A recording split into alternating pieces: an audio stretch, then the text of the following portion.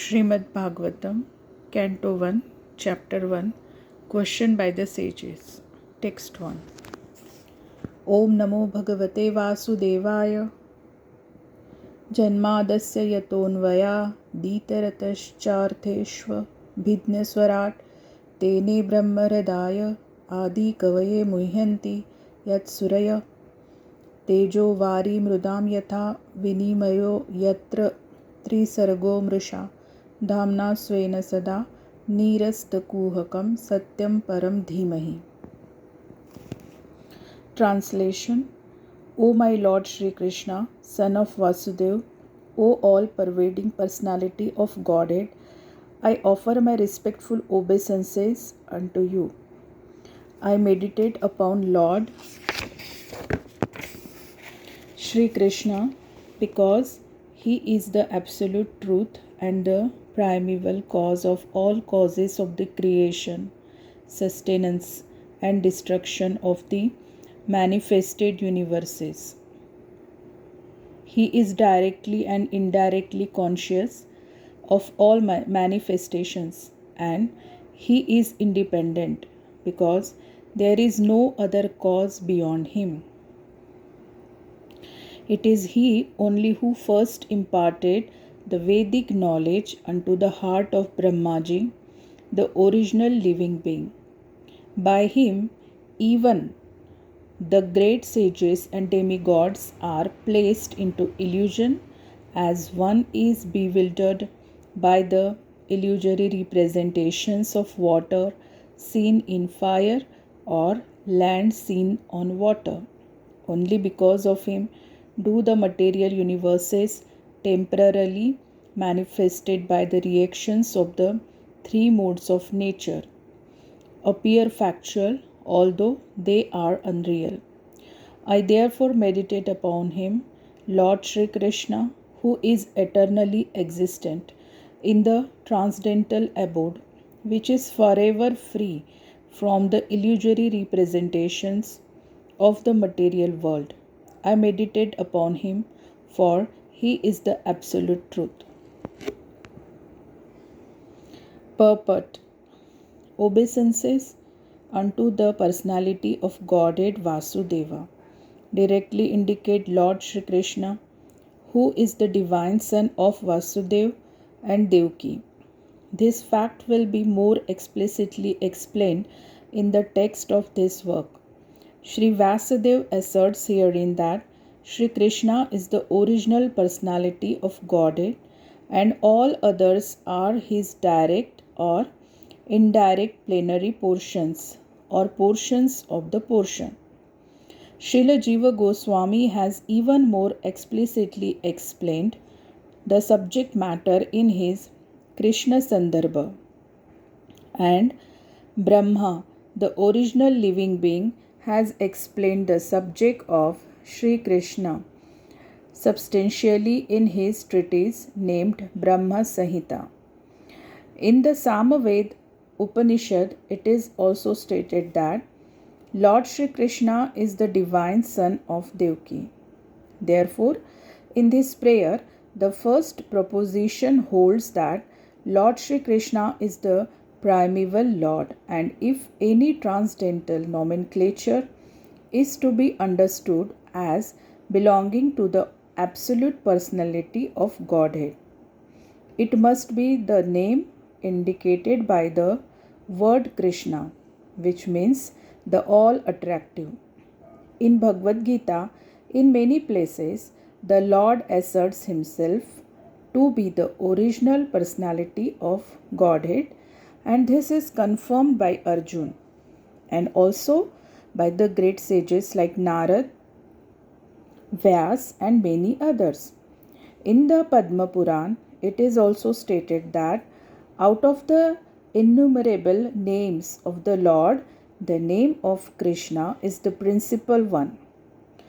Vasudeva indicates the plenary portion of the personality of Godhead, and all the different forms of the Lord, being identical with Vasudeva, are indicated in this text. The name Vasudeva particularly indicates the divine son of Vasudev and Devaki. Shri Krishna is always meditated upon by the Paramhansas, who are the perfected ones among those in the renounced order of life. Vasudev or Lord Krishna is the cause of all causes.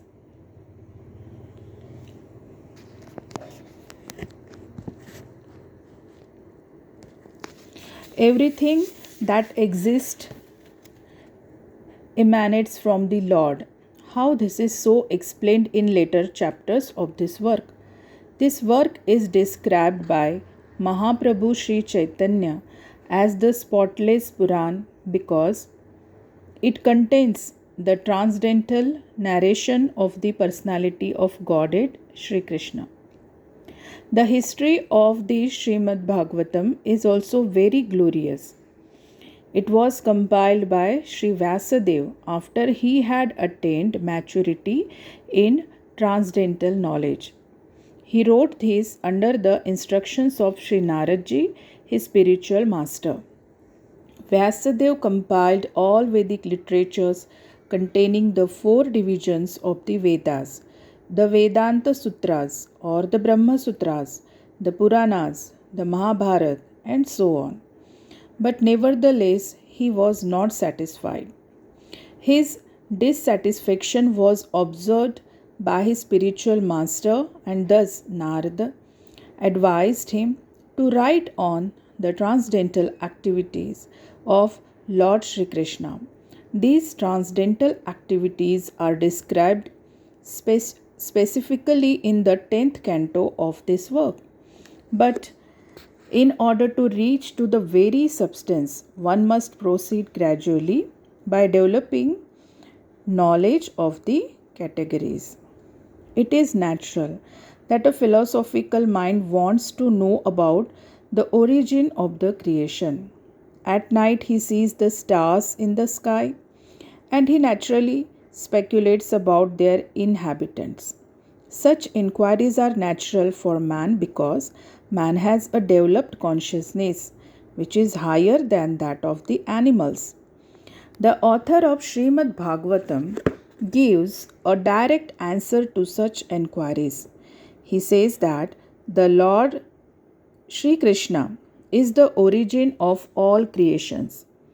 He is not only the creator of the universe but the destroyer as well. The manifested cosmic nature is created at a certain period by the will of the Lord.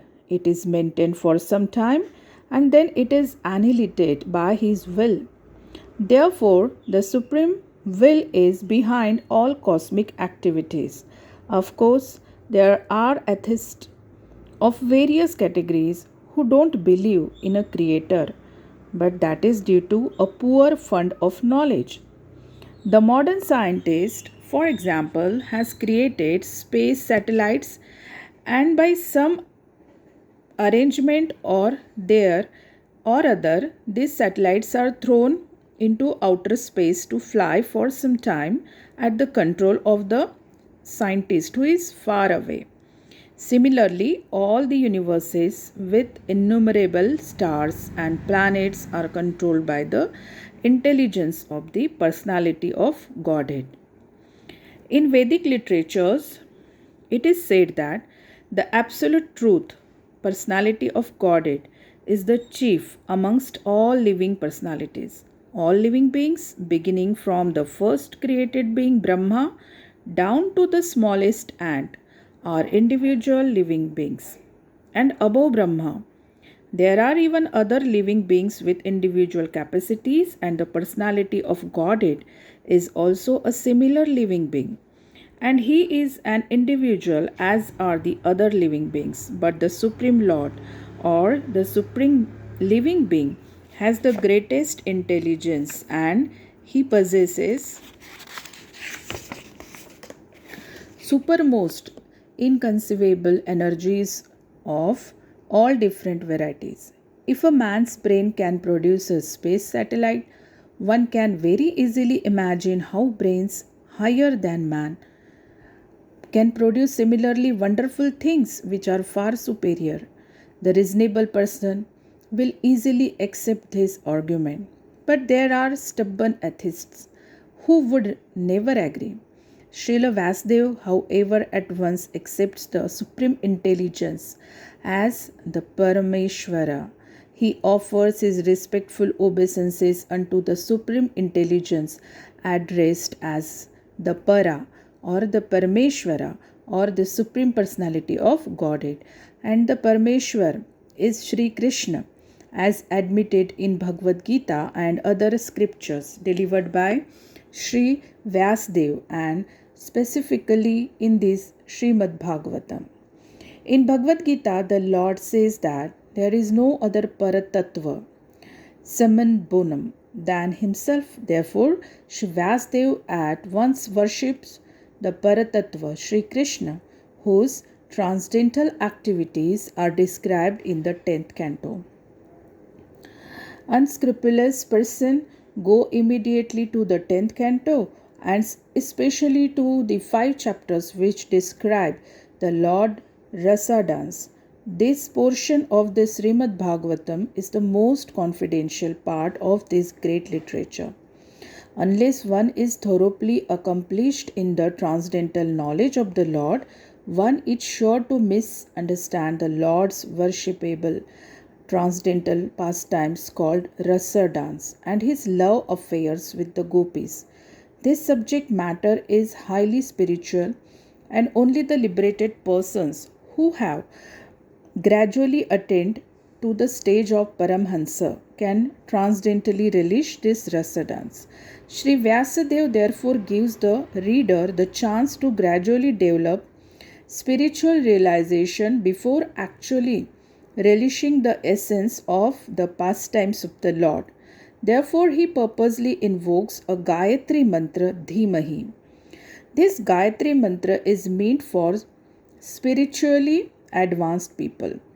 When one is successful in chanting the Gayatri mantra, he can enter into transcendental position of the Lord.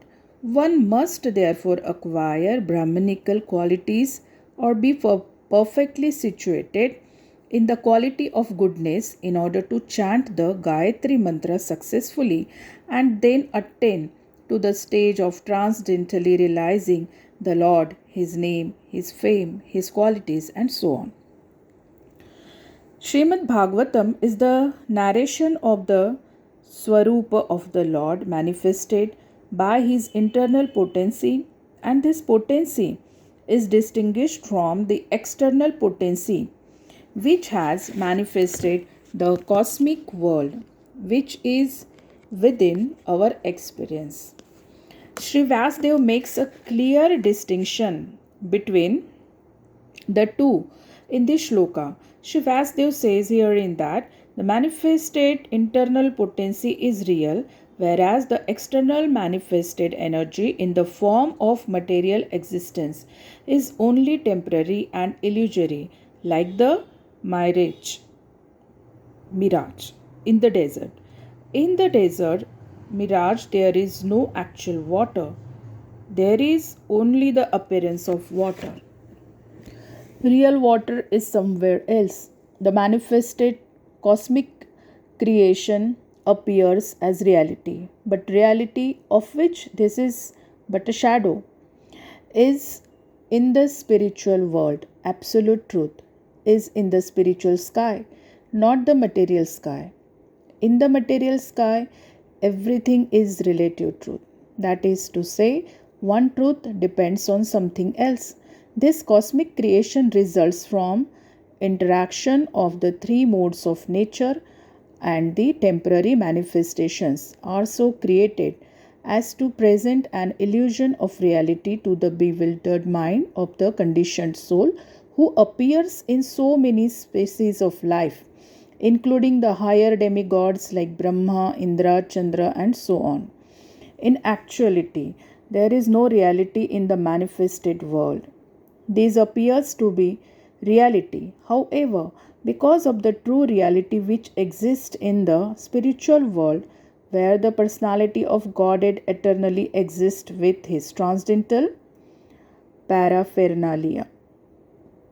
The chief engineer of a complicated construction does not personally take part in the construction, but he knows every nook and corner because everything is done under his direction. He knows everything about the construction, both directly and indirectly. Similarly, the personality of Godhead, who is the supreme engineer of this cosmic creation, knows every nook and corner, although affairs are being carried out by demigods. Beginning from Brahma down to the insignificant ant, no one is independent in the material creation. The hand of the Lord is seen everywhere. All material elements, as well as all spiritual sparks, emanate from Him only. And whatever is created in this material world is but the interaction of two energies, the material and the spiritual, which emanate from the absolute truth, the personality of Godhead, Sri Krishna. A chemist can manufacture water in the chemical laboratory by mixing hydrogen and oxygen. But in reality, the living entity works in the laboratory under the direction of the Supreme Lord. And the materials with which he works are also supplied by the Lord. The Lord knows everything directly and indirectly, and He is cognizant of all minute details, and He is fully independent. He is compared to a mine of gold, and the cosmic creations in so many different forms are compared to objects made from the gold, such as gold rings, necklaces, and so on. The gold ring and the gold necklace are qualitatively one with the gold in the mine, but quantitatively the gold in the mine is different. Therefore, the absolute truth is simultaneously one and different. Nothing is absolutely equal with the absolute truth, but at the same time, nothing is independent of the absolute truth. Conditioned souls, beginning from Brahma, who engineers the entire universe down the insignificant ant, are all creating, but none of them are independent of the Supreme Lord. The materialist wrongly thinks that there is no creator other than his own self. This is called Maya or illusion. Because of his poor fund of knowledge, the materialist cannot see beyond the purview of his imperfect senses, and thus he thinks that matter automatically takes its own shape without the aid of a superior intelligence. This is refuted in the shloka by Srila Vyasadeva. Since the complete whole or the absolute truth is the source of everything, nothing can be independent of the body of the absolute truth. Whatever happens to the body quickly becomes known to the embodied. Similarly, the creation is the body of the absolute whole. Therefore, the absolute knows everything directly and indirectly that happens in the creation. In the Shruti mantra, it is also stated that the absolute whole or Brahma is the ultimate source of everything. Everything emanates from him and everything is maintained by him. And at the end, everything enters into him. That is the law of nature. In the Smriti mantra, the same is confirmed. It is said that the source from which everything emanates at the beginning of Brahma's millennium and the reservoir to which everything ultimately enters is the absolute truth or Brahman. Material scientists take it for granted that the ultimate source of the planetary system is the sun, but they are unable to explain the source of the sun. Herein, the ultimate source is explained. According to the Vedic literature, Brahma, who may be compared to the sun, is not the ultimate creator. It is stated in the shloka that Brahma was taught Vedic knowledge by the personality of Godhead. One may argue that Brahma, being the original living being, could not be inspired because there was no other being living at that time. Herein it is stated that the Supreme Lord inspired the secondary creator Brahma in order that Brahma could carry out his creative functions. So, the supreme intelligence behind all creations is the absolute Godhead, Shri Krishna. In Bhagavad Gita, Lord Shri Krishna states that it is He only who superintends the creative energy, Prakriti, which constitutes the totality of matter. Therefore, Shri Vasudev does not worship Brahma, but the Supreme Lord who guides Brahma in his creative activities. In this shloka, the particular words abhinya or abhidnya and swarat are significant. These two words distinguish the Supreme Lord from all the other living entities. No other living entity is either abhidnya or swarat. That is, no one is either fully cognizant or fully independent. Even Brahma has to meditate upon the Supreme Lord in order to create. Then, what to speak of great scientists like Einstein? The brains of such scientists are certainly not the products of any human being.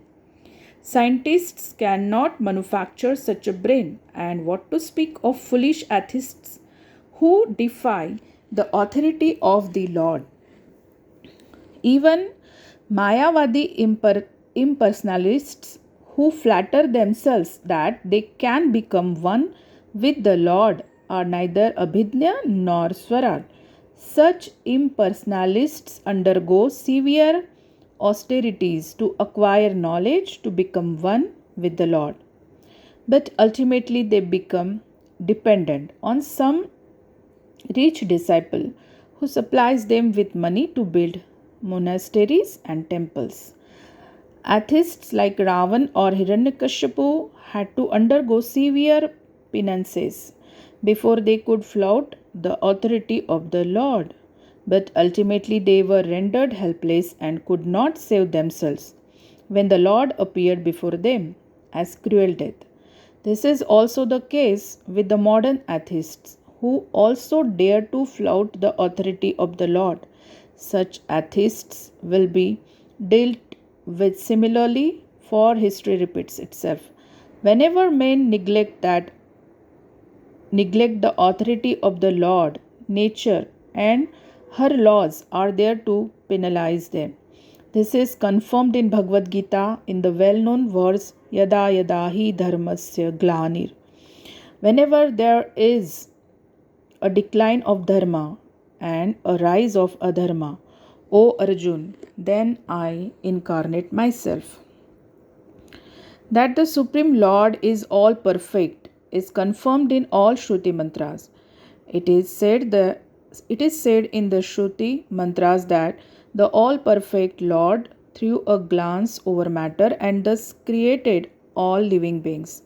The living beings are parts and parcels of the Lord, and He impregnates the vast material creation with seeds of spiritual sparks, and thus the creative energies are set in motion to enact so many wonderful creations. An atheist may argue that God is no more expert than a watchmaker, but of course, God is greater because He can create machines in duplicate male and female forms. The male and female forms of different types of machineries go on producing innumerable similar machines without God's further attention. If a man could manufacture such a set of machines that could produce other machines without his attention, then he could approach the intelligence of God. But that is not possible, for each machine has to be handled individually. Therefore, no one can create as well as God. Another name for God is Asamurdhva, which means that no one is equal to or greater than Him. Param Satyam, or the Supreme Truth, is he who has no equal or superior. This is confirmed in the Shruti mantras. It is said that before the creation of the material universe, there existed the Lord only, who is master of everyone. That Lord instructed Brahma in Vedic knowledge. That Lord has to be obeyed in all respects. Anyone who wants to get rid of the material entanglement must surrender unto him. This is also confirmed in Bhagavad Gita. Unless one surrenders unto the lotus feet of the Supreme Lord, it is certain that he will be bewildered.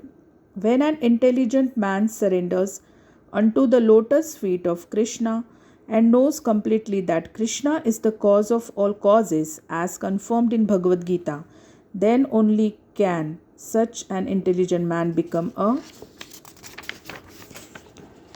Mahatma or great soul. But such a great soul is rarely seen. Only the Mahatmas can understand that the Supreme Lord is the primeval cause of all creations. He is Param or ultimate truth because all other truths are related to him. He is omniscient. For him, there is no illusion. Some Mayavadi scholars argue that Shrimad Bhagvatam was not compiled by Sri Vasdev, and some of them suggest that this book is a modern creation written by someone named Vopadev.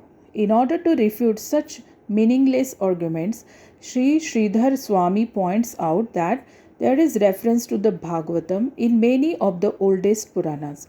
This first shloka of the Bhagavatam begins with the Gayatri mantra. There is reference to this in the Matsya Puran, which is the oldest Puran. In that Puran, it is said with reference to the Gayatri mantra in the Bhagavatam that there are many narrations of spiritual instructions beginning with the Gayatri mantra, and there is the history of Vritasur. Anyone who makes a gift of this great work on a full moon day attains to the highest perfection of life by returning to Godhead. There is reference to the Bhagavatam in other Puranas also, where it is clearly stated that this work was finished in 12 cantos, which include 18,000 shlokas. In the Padma Puran also, there is reference to the Bhagavatam in a conversation between Gautam and Maharaj Ambarish. The king was advised therein to read regularly Shrimad Bhagavatam if he desired liberation from material bondage. Under the circumstances, there is no doubt about the authority of the Bhagavatam. Within the past 500 years, many erudite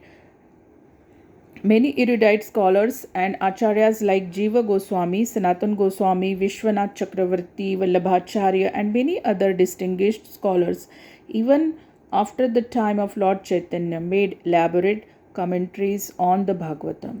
And the serious student would do well to attempt to go through them to better relish the transcendental messages. Srila Vishwanath Chakravarti Thakur specifically deals with the original and pure sex psychology, Adi Rasa, divide of all mundane inebriety. The whole material creation is moving under the principle of sex life. In modern civilization, sex life is the focal point for all activities. Wherever one turns his face, he sees sex life predominant. Therefore, sex life is not unreal. Its reality is experienced in the spiritual world. The material sex life is but a perverted reflection of the original fact. The original fact is in the absolute truth, and thus the absolute truth cannot be impersonal. It is not possible to be impersonal and contain pure sex life. Consequently, the impersonalist philosophers have given indirect impetus to the abominable mundane sex life because they have overstressed the impersonality of the ultimate truth. Consequently, man without information of the actual spiritual form of sex has accepted perverted material sex life as the all in all. There is a distinction between sex life in the deceased material condition and spiritual sex life. The Srimad Bhagavatam will gradually elevate the unbiased to go reader to the highest perfectional stage of transcendence. It will enable him to to, to transcend the three modes of material activities: fruitive actions, speculative philosophy, and worship of functional deities as inculcated in Vedic verses.